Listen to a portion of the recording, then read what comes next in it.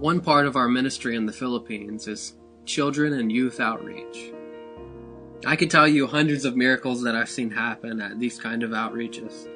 One in particular comes to mind. We were preparing the stage, we were getting all the speakers set up, and this woman comes up to me, and she was trying to tell me that her boy could not speak. And she was moving her hands, letting me know that he couldn't speak in like a talking manner. And so I laid hands on the little boy, and I prayed for him. And after I prayed for him, he started moving his lips and trying to come up with words to say to his mother. And after a couple minutes, he was finally able to talk to his mother for the first time. So I've seen miracles like that and many others happen while we do the kids outreach in the Philippines. When we go to these outreaches, we use a truck.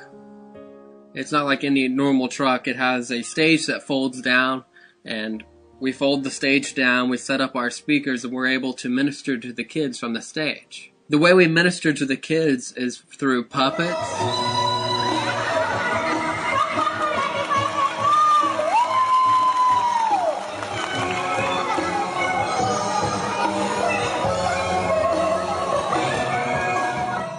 We minister through stories.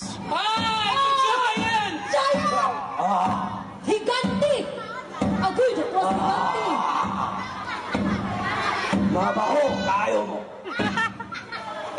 Galin yung Ginoo dili tinuod. Ganong naaman mo tanan diri harong kapit-away kanako ang pagbuto. Yeah, we use games and candy and much more to reach the kids. The last crusade that we did in the Philippines had over 600 kids. Last year we started a school sponsorship program. This is a really cool program in the Philippines because in the Philippines, if a parent does not have enough money to send their child to school, they don't go to school. They end up begging on the streets, or they end up working despite all of the child labor laws in the Philippines. We give the children an embossed piece of paper, and on this piece of paper it has a couple things for the parents to fill out. And the parents fill it out, and they give it to the school, and the school sends us the bill. And with that, we pay for all of their books and uniforms.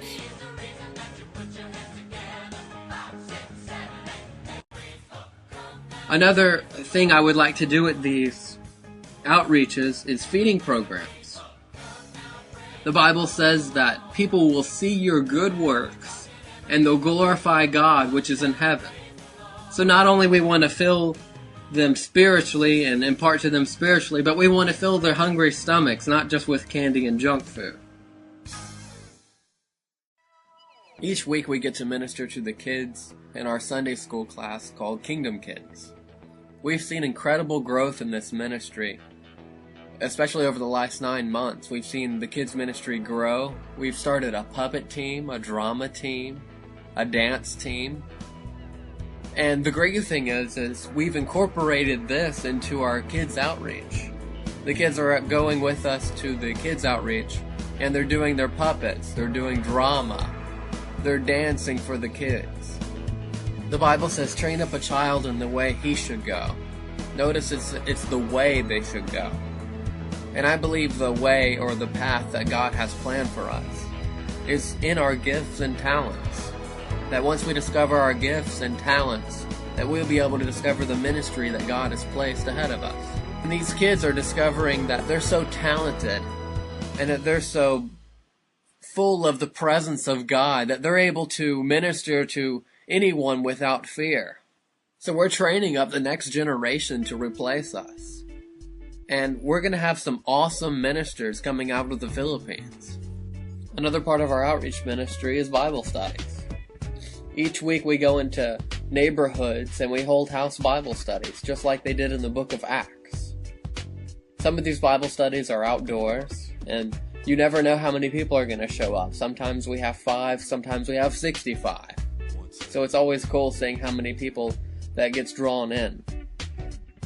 Another Bible study that we do is at the Nestle factory.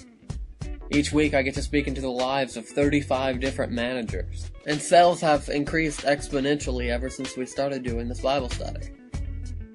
So much so that other managers are coming to this factory and are learning what we do different there.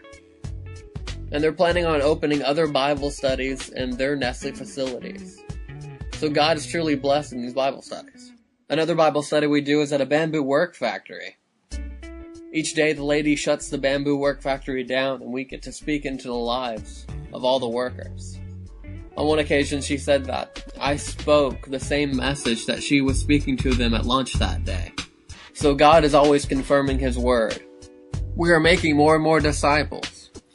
I've been told several times by people in the Bible studies that if we continued ministering to them, that they'll become pastors, that they'll start doing their own Bible studies.